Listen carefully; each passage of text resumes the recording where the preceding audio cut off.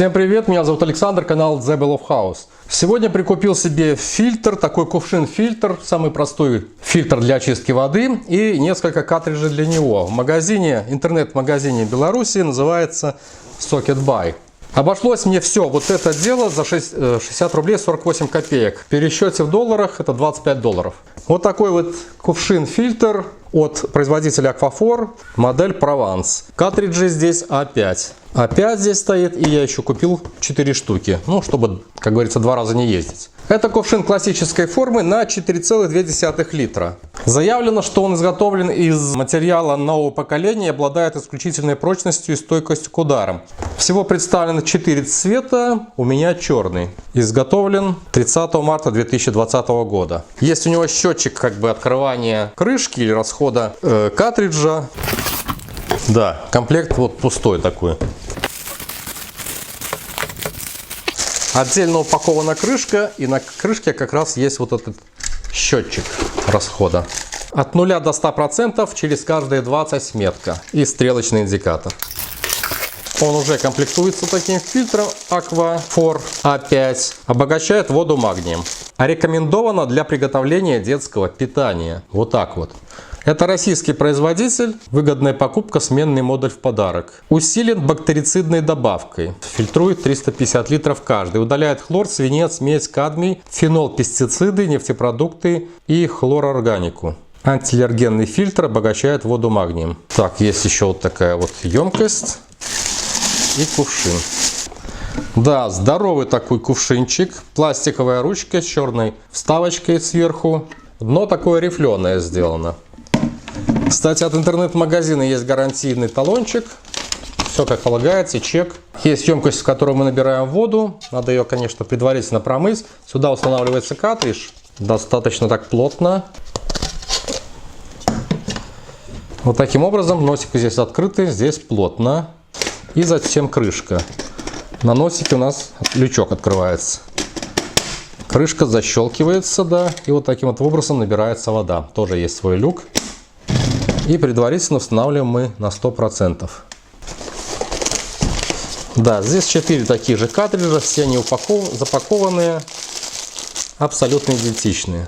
На упаковке представлена схема установки модуля. Но я видел много очень роликов, где добавляют синьку для проверки работы картриджа. Но это делают они в самом начале, когда картридж еще новый. Я же сделаю это по прошествии месяц-3 и посмотрю, насколько активна работа картриджа, когда он уже полностью израсходован. Поэтому ждем какое-то время и возвращаемся снова к этому ролику.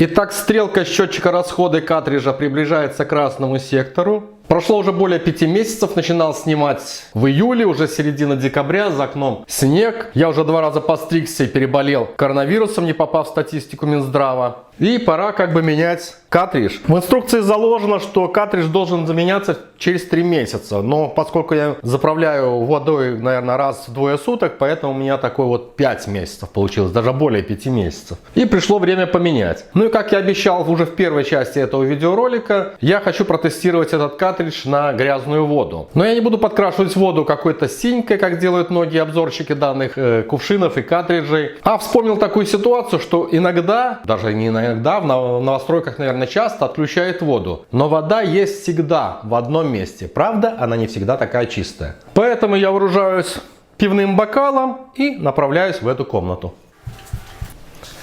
Вода всегда есть в бачке унитаза.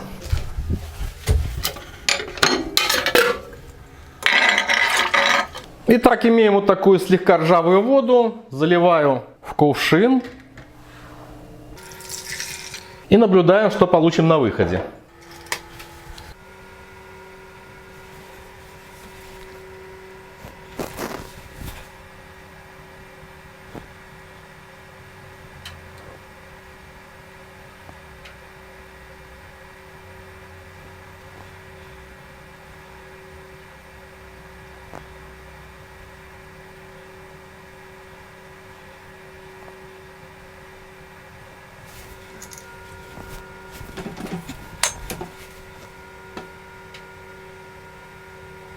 Итак, картридж все отработал. Как видим, здесь есть небольшие кусочки мусора какого-то, черные вот точечки такие. Но на выходе мы получаем достаточно прозрачную воду.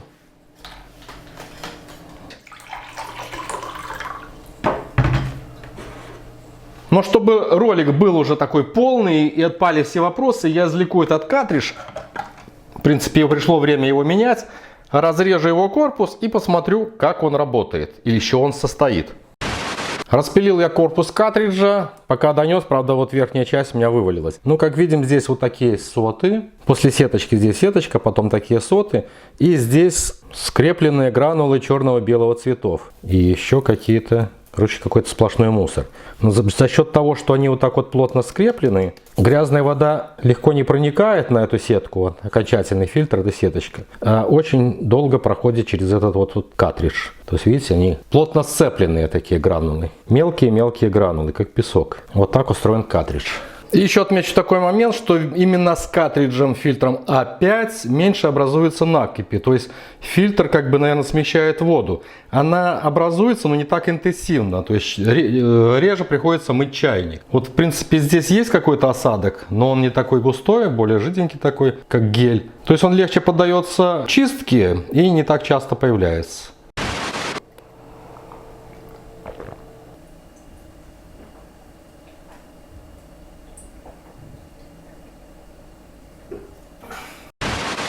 Саня, с тобой там все нормально?